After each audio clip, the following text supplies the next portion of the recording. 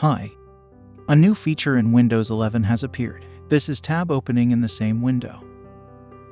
From now, you can be on the same window and open multiple tabs like browser instead of opening newer window.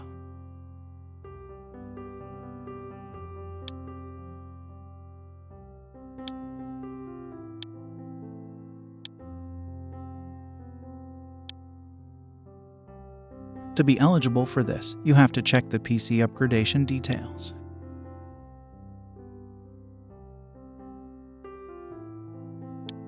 Here you can that the version is 22H2.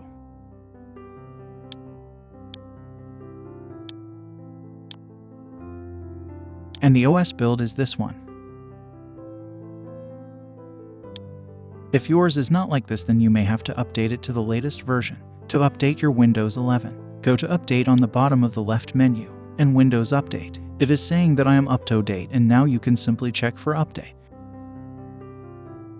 When you are done, Windows 11 will give you the latest feel with this feature. Let me know if you have any question or query about this. Please subscribe to Joseph IT if you have not yet. Goodbye.